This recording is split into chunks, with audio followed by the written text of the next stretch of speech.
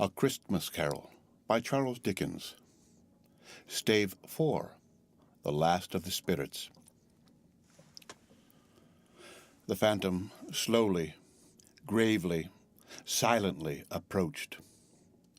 When it came, Scrooge bent down upon his knee, for in the very air through which this spirit moved, it seemed to scatter gloom and mystery. It was shrouded in a deep black garment, which concealed its head, its face, its form, and left nothing of it visible save one outstretched hand.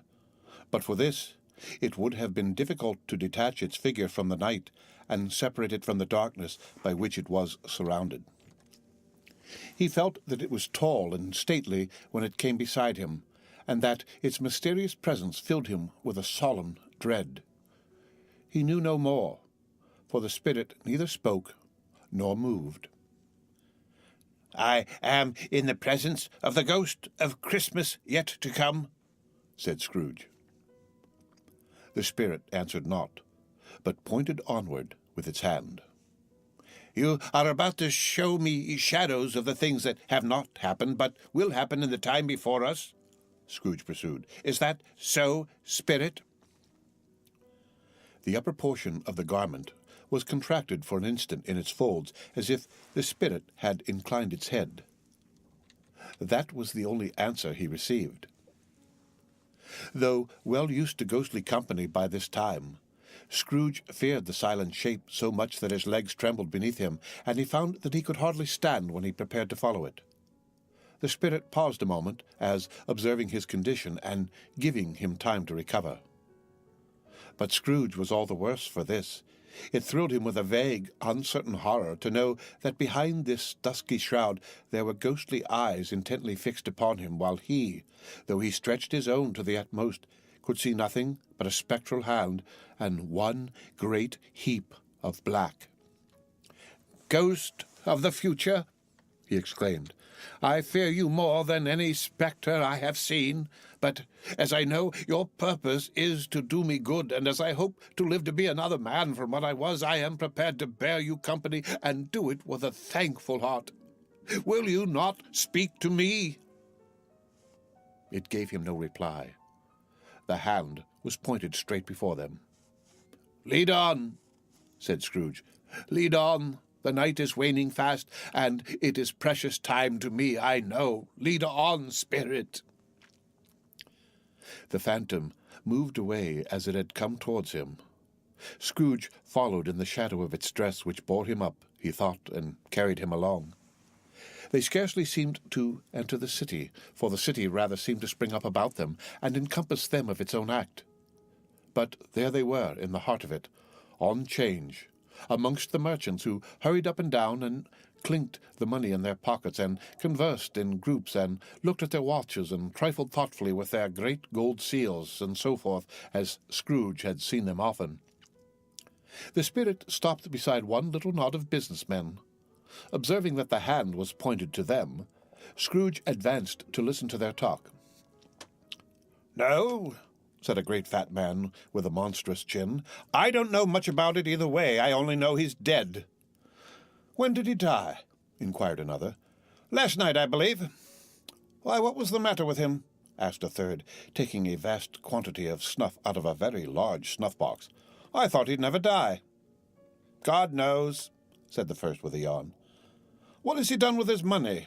asked a red-faced gentleman with a pendulous excrescence on the end of his nose that shook like the gills of a turkey-cock. "I haven't heard," said the man with the large chin, yawning again. "Left it to his company, perhaps. He hasn't left it to me, that's all I know." This pleasantry was received with a general laugh. "It's likely to be a very cheap funeral," said the same speaker, "for upon my life I don't know of anybody to go to it. Suppose we make up a party and volunteer." "I don't mind going if a lunch is provided," observed the gentleman with the excrescence on his nose, "but I must be fed if I make one." Another laugh. "Well, I am the most disinterested among you, after all," said the first speaker, "for I never wear black gloves, and I never eat lunch. But I'll offer to go, if anybody else will. When I come to think of it, I'm not at all sure that I wasn't his most particular friend, for we used to stop and speak whenever we met. Bye. Speakers and listeners strolled away and mixed with other groups. Scrooge knew the men and looked towards the spirit for an explanation. The phantom glided on into a street. Its finger pointed to two persons meeting. Scrooge listened again, thinking that the explanation might lie here. He knew these men also perfectly. They were men of business, very wealthy and of great importance. He had made a point always of standing well in their esteem, in a business point of view, that is, strictly in a business point of view. "How are you?" said one. "How are you?" returned the other. "Well," said the first, "Old Scratch has got his own at last, eh?" "So I am told," returned the second. "Cold, isn't it?" "Seasonable for Christmas time. You're not a skater, I suppose?" No. Something else to think of. Good morning."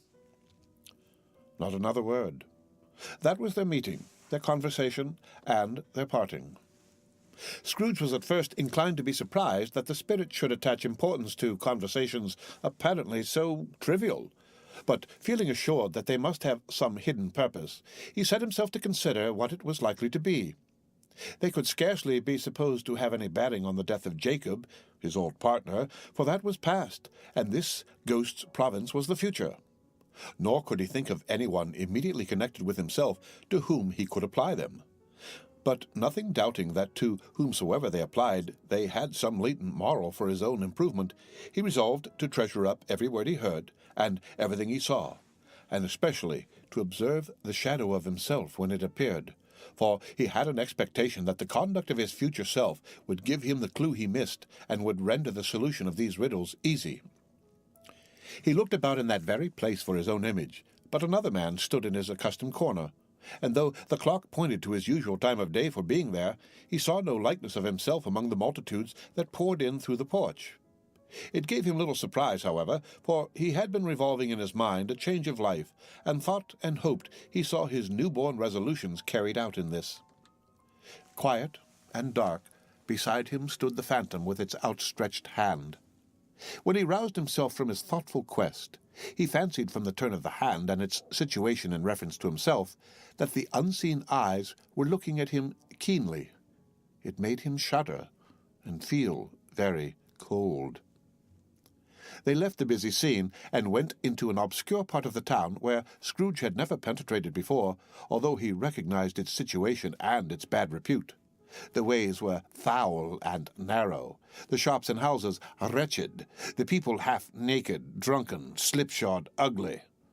Alleys and archways, like so many cesspools, disgorged their offences of smell and dirt and life upon the straggling streets, and the whole quarter reeked with crime, with filth and misery. Far in this den of infamous resort, there was a low-browed, beetling shop below a penthouse roof where iron, old rags, bottles, bones, and greasy offal were bought. Upon the floor within were piled up heaps of rusty keys, nails, chains, hinges, files, scales, weights, and refuse iron of all kinds. Secrets that few would like to scrutinize were bred and hidden in mountains of unseemly rags, masses of corrupted fat, and sepulchres of bones. Sitting in among the wares he dealt in by a charcoal stove made of old bricks was a grey-haired rascal nearly 70 years of age, who had screened himself from the cold air without by a frowsy curtaining of miscellaneous tatters hung upon a line, and smoked his pipe in all the luxury of calm retirement. Scrooge and the phantom came into the presence of this man just as the woman with a heavy bundle slunk into the shop.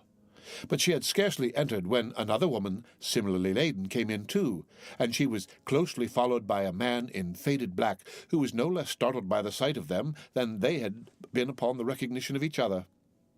After a short period of blank astonishment, in which the old man with the pipe had joined them, they all three burst into a laugh. "Let the charwoman alone to be the first," cried she who had entered first. "Let the laundress alone to be the second, and let the undertaker's man alone to be the third. Look here, old Joe, here's a chance, if we haven't all three met here without meaning it." "You couldn't have met in a better place," said old Joe, removing his pipe from his mouth. "Come into the parlour. You were made free of it long ago, you know, and the other two ain't strangers. Stop still until I shut the door of the shop." Oh, how it squeaks. There ain't such a rusty bit of metal in the place as its own hinges, I believe, and I'm sure there's no such old bones here as mine. Oh, we're all suitable to our calling. We're all well matched. Come into the parlor. Come into the parlor. The parlor was the space behind the screen of rags. The old man raked the fire together with an old stair-rod, and having trimmed his smoky lamp, for it was night, with the stem of his pipe, put it in his mouth again. While he did this, the woman who had already spoken threw her bundle on the floor and sat down in a flaunting manner on a stool, crossing her elbows on her knees, and looking with a bold defiance at the other two. "What odds, then? What odds, Mrs. Dilber?" said the woman. "Every person has a right to take care of themselves. He always did." "That's true indeed," said the laundress. "No man more so." "Why, then, don't stand staring as if you was afraid, woman. Who's the wiser? We're not going to pick holes in each other's coats, I suppose." "No, indeed," said Mrs. Dilber and the man together. "We should hope not." "Very well, then," cried the woman. "That's enough. Who's the worse for the loss of a few things like these? Not a dead man, I suppose?" "No, indeed," said Mrs. Dilber, laughing. "If he wanted to keep him after he was dead, a wicked old screw," pursued the woman. "Why wasn't he natural in his lifetime? If he had been, he'd have had somebody to look after him when he was struck with death, instead of lying, gasping out his last there, alone by himself." "It's the truest word that ever was spoken," said Mrs. Dilber. "It's a judgment on him." "I wish it was a little heavier judgment," replied the woman, "and it should have been. You may depend upon it if I could have laid my hands on anything else. Open that bundle, old Joe, and let me know the value of it. Speak out plain. I'm not afraid to be the first, nor afraid for them to see it. We know pretty well that we were helping ourselves before we met here, I believe. It's no sin. Open the bundle, Joe." But the gallantry of her friends would not allow of this, and the man in faded black, mounting the breach first, produced his plunder. It was not extensive. A seal or two, a pencil case, a pair of sleeve buttons, and a brooch of no great value were all. They were severally examined and appraised by old Joe, who chalked the sums he was disposed to give for each upon the wall, and added them up into a total when he found there was nothing more to come. "That's your account," said Joe, "and I wouldn't give another sixpence if I was to be boiled for not doing it. Who's next?" Mrs. Dilber was next. Sheets and towels, a little wearing apparel, 2 old-fashioned silver teaspoons, a pair of sugar tongs, and a few boots. Her account was stated on the wall in the same manner. "I always give too much to the ladies. It's a weakness of mine, and that's the way I ruin myself," said old Joe. "That's your account. If you asked me for another penny and made it an open question, I'd repent of being so liberal and knock off half a crown." "And now undo my bundle, Joe," said the first woman. Joe went down on his knees for the greater convenience of opening it, and, having unfastened a great many knots, dragged out a large and heavy roll of some dark stuff. "What do you call this?" said Joe. "Bed curtains." "Ah," returned the woman, laughing and leaning forward on her crossed arms. "Bed curtains. You don't mean to say you took 'em down, rings and all, with him lying there?" said Joe. "Yes, I do," replied the woman. "Why not?" "You were born to make your fortune," said Joe, "and you'll certainly do it." "I certainly shan't hold my hand when I can get anything in it by reaching it out for the sake of such a man as he was, I promise you, Joe," returned the woman coolly. "Don't drop that oil upon the blankets now." "His blankets?" asked Joe. "Who else's do you think?" replied the woman. "He isn't likely to take cold without him, I dare say." "I hope he didn't die of anything catching, eh?" said old Joe, stopping in his work and looking up. "Don't you be afraid of that," returned the woman. "I ain't so fond of his company that I'd loiter about him for such things if he did. Ah, you may look through that shirt till your eyes ache, but you won't find a hole in it, not a threadbare place. It's the best he had, and a fine one, too. They'd have wasted it if it hadn't been for me." "What do you call of wasting it?" asked old Joe. "Putting it on him to be buried in, to be sure," replied the woman with a laugh. "Somebody was fool enough to do it, but I took it off again. If calico ain't good enough for such a purpose, it isn't good enough for anything. It's quite as becoming to the body. He can't look uglier than he did in that one." Scrooge listened to this dialogue in horror. As they sat grouped about their spoil in the scanty light afforded by the old man's lamp, he viewed them with a detestation and disgust which could hardly have been greater, though they had been obscene demons marketing the corpse itself. "Ha, ha, ha!" laughed the same woman, when old Joe, producing a flannel bag with money in it, told out their several gains upon the ground. "This is the end of it, you see. He frightened every one away from him when he was alive to profit us when he was dead. Ha, ha, ha, ha!" "Spirit," said Scrooge, shuddering from head to foot. I see. The case of this unhappy man might be my own. My life tends that way now. Merciful heaven, what is this?" He recoiled in terror, for the scene had changed, and now he almost touched a bed. A bare, uncurtained bed, on which, beneath a ragged sheet, there lay a something covered up, which, though it was dumb, announced itself in awful language. The room was very dark, too dark to be observed with any accuracy, though Scrooge glanced round it in obedience to a secret impulse, anxious to know what kind of room it was. A pale light, rising in the outer air, fell straight upon the bed, and on it, plundered and bereft, unwatched, unwept, uncared for, was the body of this man. Scrooge glanced towards the phantom. Its steady hand was pointed to the head. The cover was so carelessly adjusted that the slightest raising of it, the motion of a finger upon Scrooge's part, would have disclosed the face. He thought of it, felt how easy it would be to do, and longed to do it, but had no more power to withdraw the veil than to dismiss the spectre at his side. "Oh, cold, cold, rigid, dreadful death, set up thine altar here, and dress it with such terrors as thou hast at thy command, for this is thy dominion, but of the loved, revered, and honoured head thou canst not turn one hair to thy dread purposes, or make one feature odious. It is not that the hand is heavy and will fall down when released. It is not that the heart and pulse are still, but that the hand was open, generous and true, the heart brave, warm and tender, and the pulse a man's. Strike, shadow, strike, and see his good deeds springing from the wound to sow the world with life immortal." No voice pronounced these words in Scrooge's ears, and yet he heard them when he looked upon the bed. He thought, if this man could be raised up now, what would be his foremost thoughts? Avarice? Hard-dealing? Griping cares? They have brought him to a rich end, truly. He lay in the dark, empty house with not a man, a woman, or a child to say that he was kind to me in this or that, and for the memory of one kind word I will be kind to him. A cat was tearing at the door, and there was a sound of gnawing rats beneath the hearthstone. What they wanted in the room of death, and why they were so restless and disturbed, Scrooge did not dare to think. "Spirit," he said, "this is a fearful place.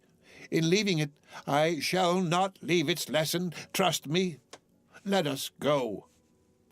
Still, the ghost pointed with an unmoved finger to the head.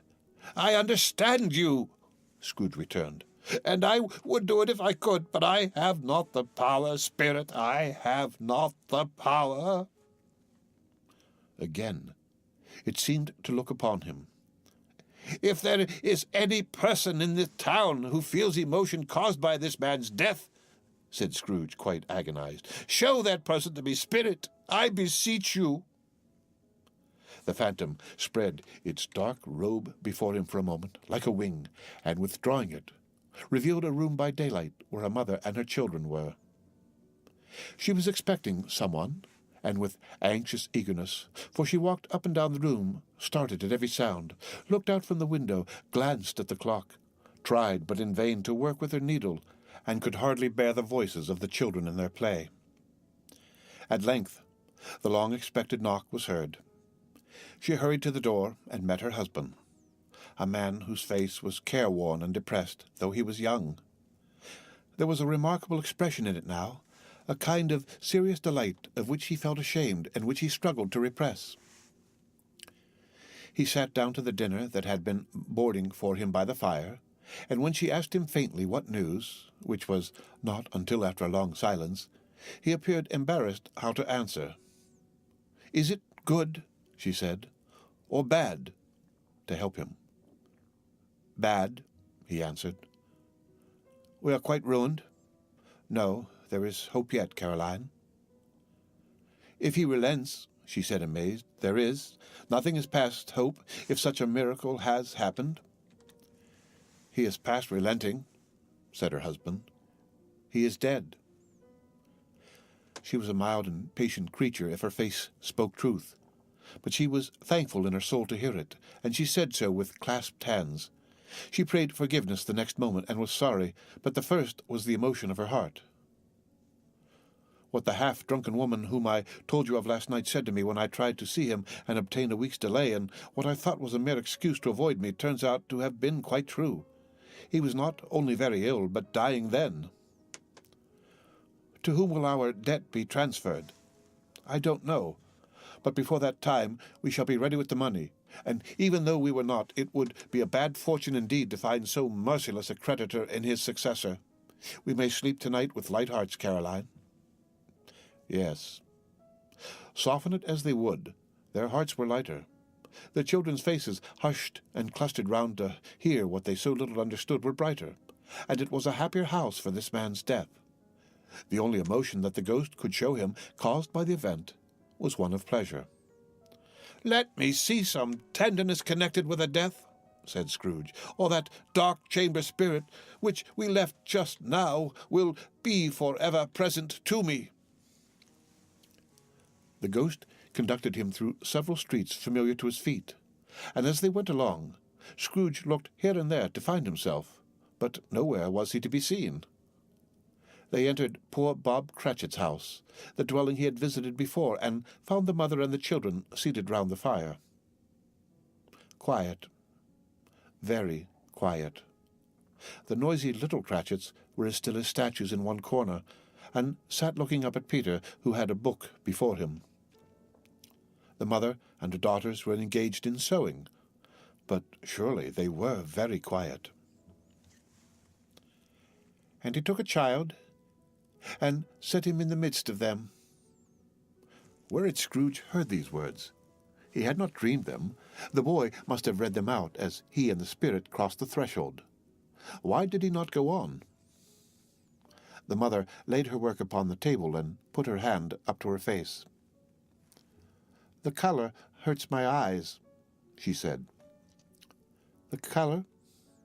Ah, poor tiny Tim." "They're better now again," said Cratchit's wife.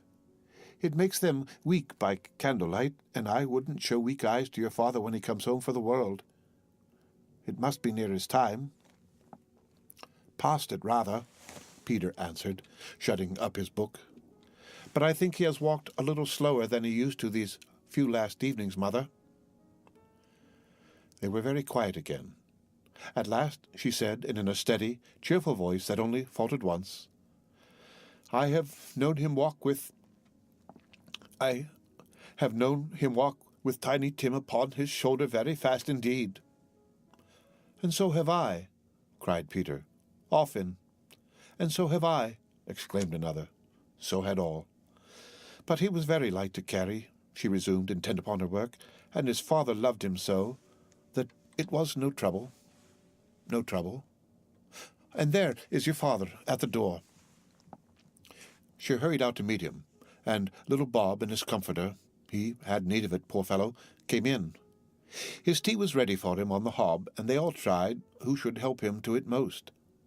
Then the two young Cratchits got upon his knees and laid each child a little cheek against his face, as if they said, "Don't mind it, father. Don't be grieved."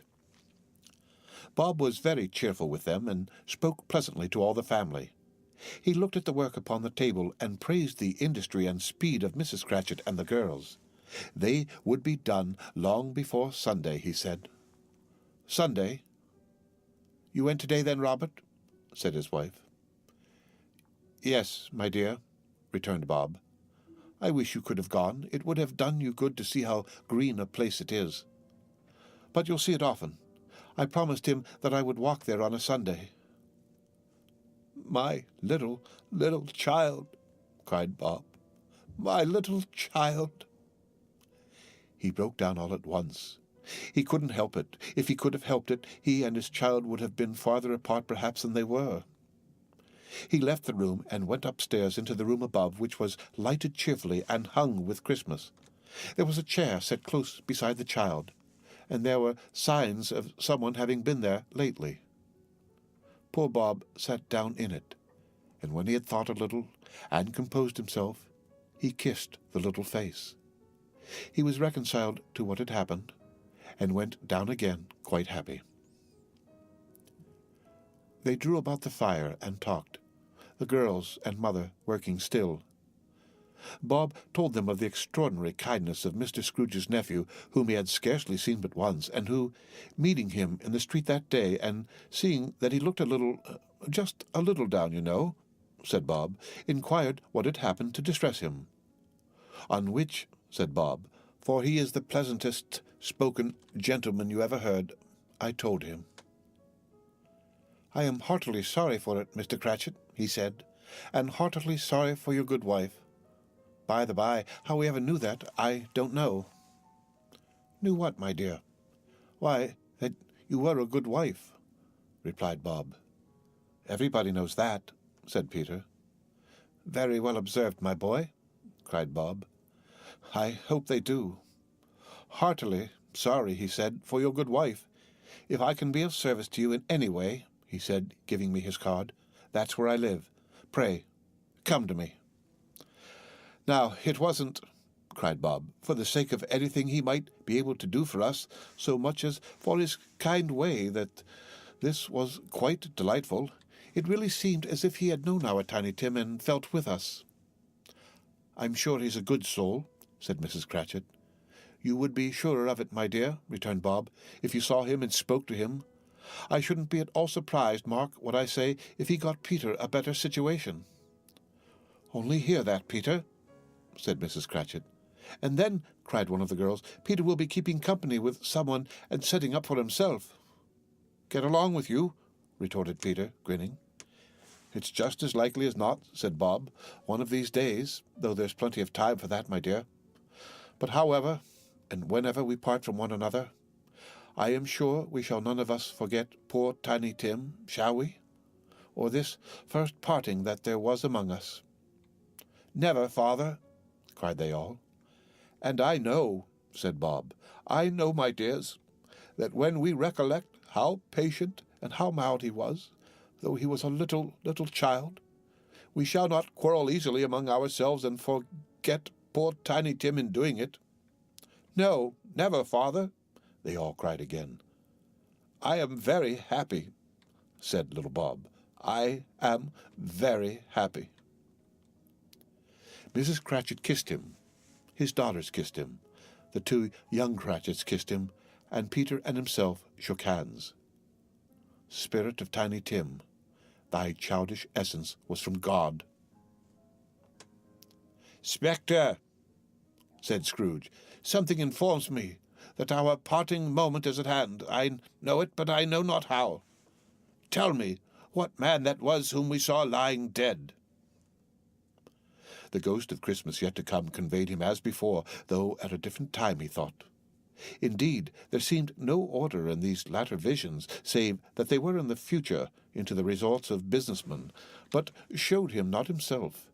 Indeed, the spirit did not stay for anything, but went straight on, as to the end just now desired, until besought by Scrooge to tarry for a moment. "These courts," said Scrooge, "through which we hurry now, is where my place of occupation is, and has been for a length of time. I see the house. Let me behold what I shall be in days to come." The spirit stopped. The hand was pointed elsewhere. "The house is yonder," Scrooge exclaimed. "Why do you point away?" The inexorable finger underwent no change. Scrooge hastened to the window of his office and looked in. It was an office still, but not his. The furniture was not the same, and the figure in the chair was not himself. The phantom pointed as before. He joined it once again, and wondering why and whither he had gone, accompanied it until they reached an iron gate. He paused to look round before entering. A churchyard. Here, then, the wretched man whose name he had now to learn lay underneath the ground. It was a worthy place, walled in by houses, overrun by grass and weeds, the growth of vegetation's death, not life, choked up with too much burying, fat with repleted appetite. A worthy place. The spirit stood among the graves and pointed down to one. He advanced towards it, trembling. The phantom was exactly as it had been, but he dreaded that he saw new meaning in its solemn shape. "Before I draw near to that stone to which you point," said Scrooge, "answer me one question. Are these the shadows of the things that will be, or are they shadows of things that may be only?" Still, the ghost pointed downward to the grave by which it stood. "Men's courses will foreshadow certain ends to which, if persevered in, they must lead," said Scrooge. "But if the courses be departed from, the ends will change. Say it is thus with what you show me." The spirit was immovable as ever. Scrooge crept towards it, trembling as he went, and, following the finger, read upon the stone of the neglected grave his own name, Ebenezer Scrooge. "Am I that man who lay upon the bed?" he cried upon his knees. The finger pointed from the grave to him and back again. "No, spirit! Oh, no, no!" The finger still was there. "Spirit!" he cried, tight clutching at its robe. "Hear me! I am not the man I was. I will not be the man I must have been but for this intercourse. Why show me this if I am past all hope?" For the first time, the hand appeared to shake. "Good spirit," he pursued, as down upon the ground he fell before it, "your nature intercedes for me and pities me. Assure me that I yet may change these shadows you have shown me by an altered life." The kind hand trembled. "I will honor Christmas in my heart, and try to keep it all the year. I will live in the past, the present, and the future. The spirits of all three shall strive within me. I will not shut out the lessons that they teach. Oh, tell me I may sponge away the writing on this stone." In his agony, he caught the spectral hand. It sought to free itself, but he was strong in his entreaty and detained it. The spirit, stronger yet, repulsed him. Holding up his hands in a last prayer to have his fate reversed, he saw an alteration in the phantom's hood and dress. It shrunk, collapsed, and dwindled down into a bedpost.